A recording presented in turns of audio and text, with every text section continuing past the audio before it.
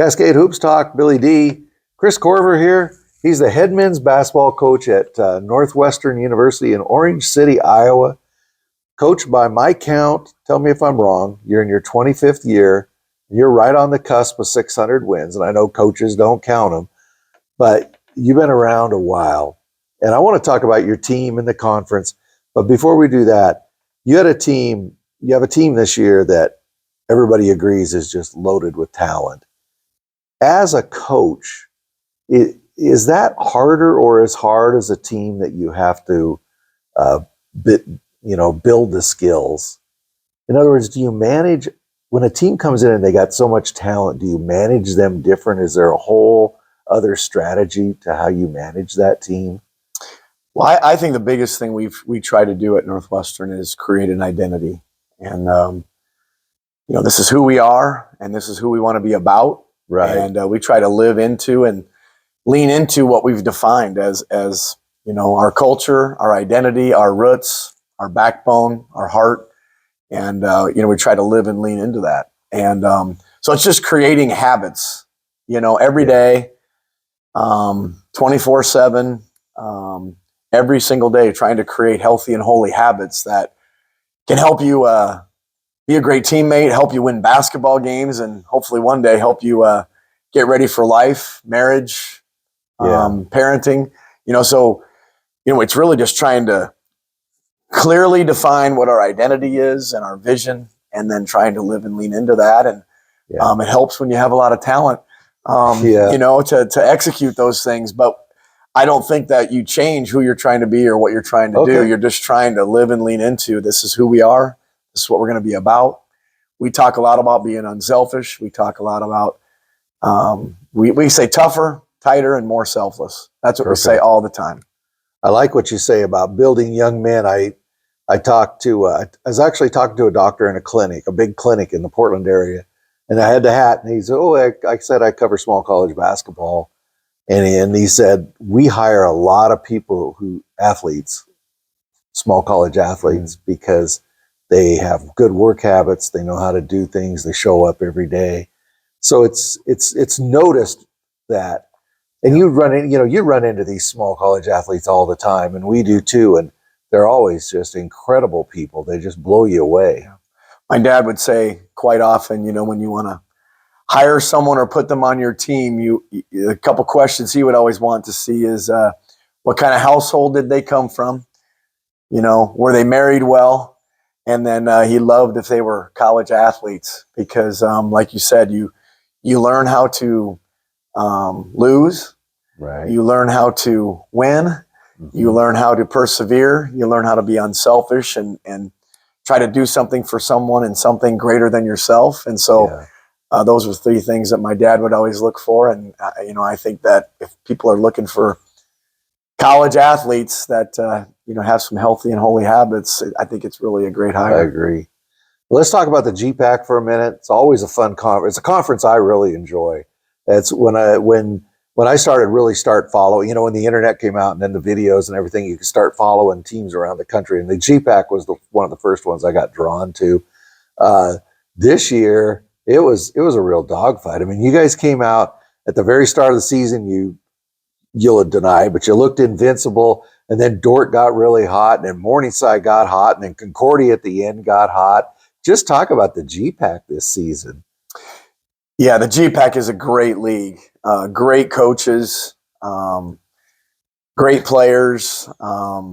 It's like you said, it's a dogfight every single night. It is, yeah. I just know that top to bottom, we just don't have any bottom tier teams that are not very good. I mean, you can get beat every single night. Absolutely, yeah. And but just great coaching, a lot of great dudes, and I obviously look around the NAI as well, and we're going to have teams that play fast and move the basketball, and 5 guys are on the floor that shoot the 3 all the time, and that can be a bit of a predicament for you as a coach when you're trying to get ready for that every night. Yeah. So, but that's probably the definition of our league. Yeah, the GPAC got 5 teams in.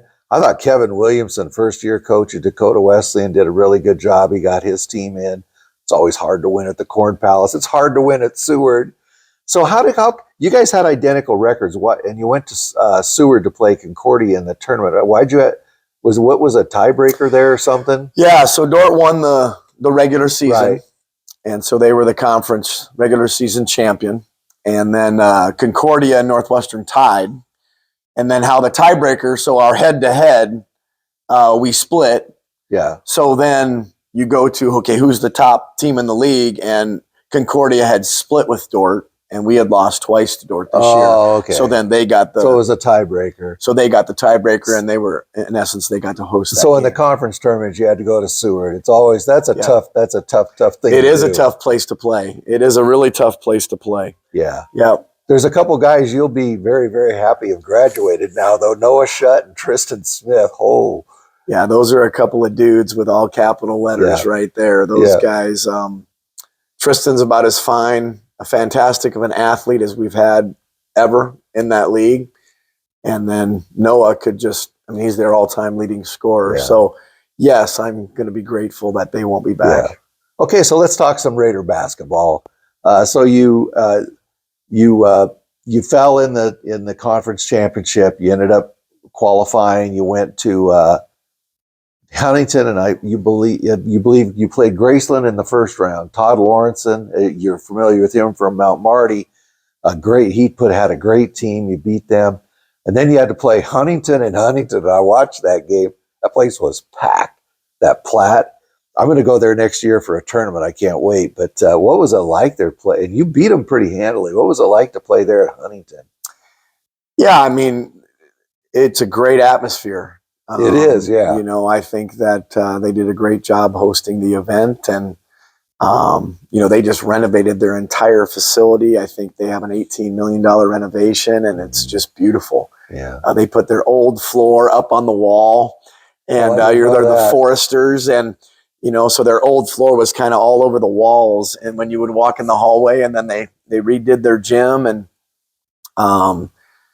they have great fan support in that community. Indiana loves their basketball, and so we knew that we were going to walk into a tough place to play, but we got to go play at Dort, and we got to go play at Morningside, and we got to go play at Briar Cliff, and we got to go play at Dakota Wesleyan, and we got to go play at Doane, and Concordia. I can keep going. It's like we played in a lot of tough arenas. So it's like, okay, we've done this once or twice, and you do the old Hoosiers thing, and the basket's 10 feet high and it's 15 feet, and inside that 94 feet, you just got to go be who you are, and go out there and try to execute. Yeah.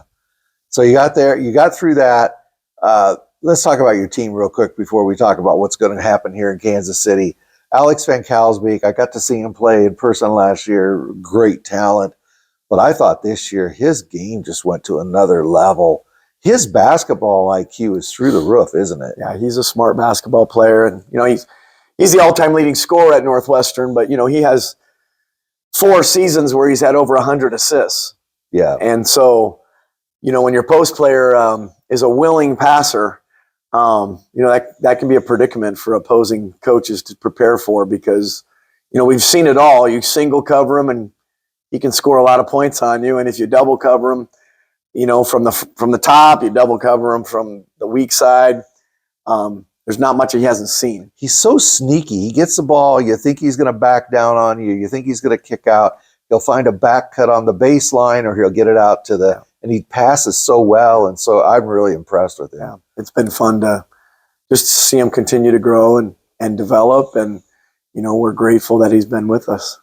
I want to talk about the young guys that the whole nation's been talking about. But before we do that, you have a guy that I don't think has got the credit he deserves. Zach Lefebvre.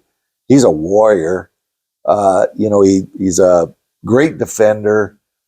He's a senior, a lot of leadership. Talk about his game. I don't think he gets the credit around the country he deserves. Yeah, he's a very unique basketball player. He's 6'5" and really long and lanky and bouncy and fast. And it took us a little while to figure out how to utilize him, to be really honest, because he does a lot of things well, but he's a unique player. And, he rebounds so well. He's so fast. He's actually a very good passer. Quick hands. And just he competes. And, I think he's a Division I athlete. And he just helps solidify what we do on both ends of the floor and on the backboards. So this season, you brought in Jesse Van Kalsbeek and Jalen Langsy, I think is how you pronounce it. I talked to him upstairs yesterday. I said, "Are you guys red shirts?" Nope, we're true freshmen. And the production you've gotten out of them has just been through the roof. I mean, talk about these two guys. They're great people, by the way. Yeah, they're delightful. They're tons of fun. And they have a lot of confidence, a lot of self-belief. And, we knew we had a couple of really good players walking in the door when we would see them playing with us in the spring and this summer. And they complement each other well. They're actually very good friends. They like each other. There's something about when your teammates, you always want to be a great teammate, but there's something about when you like each other and when you're friends. Yeah. And, they have a little synergy. And it's fun to see, but they complement each other well. The brothers have a little synergy, so that's been real fun. And, when Alex went down with his injury, we believe God answered a prayer and healed him.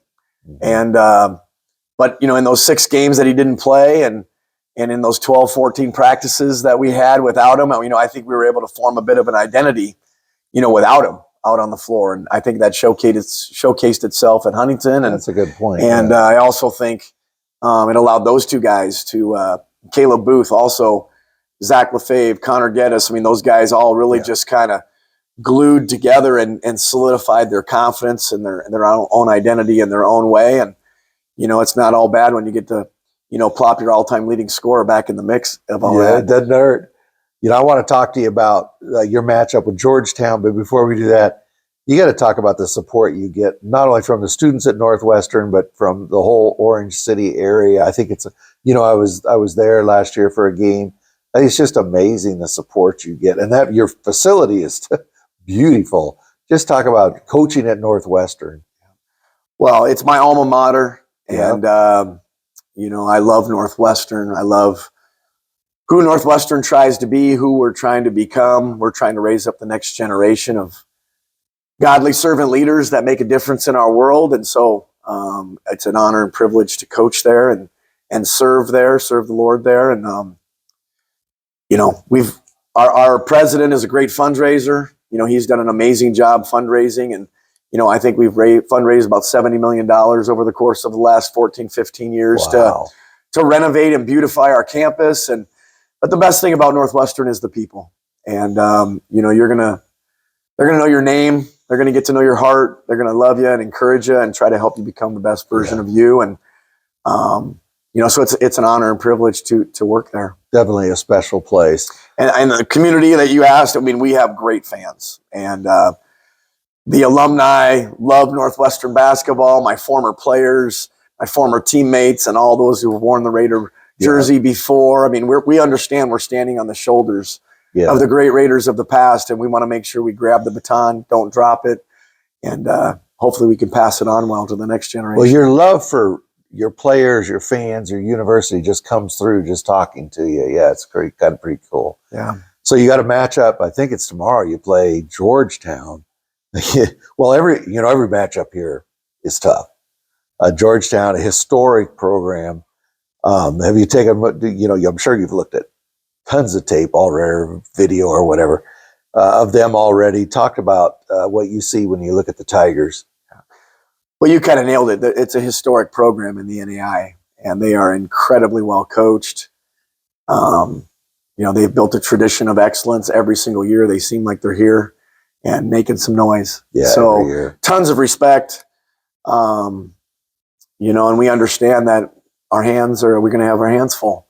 And, but we're also looking forward to the opportunity to get out there on Thursday night at 7:00 at Municipal. And we understand that we're going to play a great team. And, we're going to go out there and try to be us and try to be the best version of us. You're the last standard bearer of the GPAC this year, as many tough teams as you had.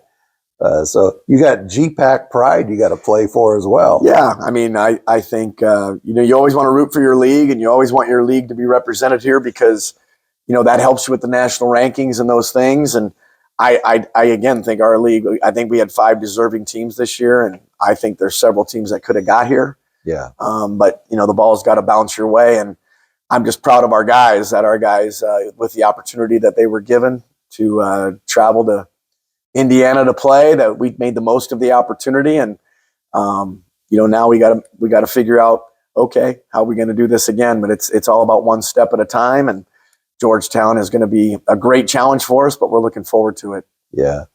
Well, Coach Korver, I really appreciate you giving me the time. Congratulations on the season so far. Wish you a lot of luck over next door here. I personally am really looking forward to the matchup. I really thank you for doing this. I've listened to a couple of your broadcasts this year, and just appreciate you trying to make the NAI big time, and just appreciate your time and efforts. We're grateful for you. That means a lot. Thank you very much. Thank you.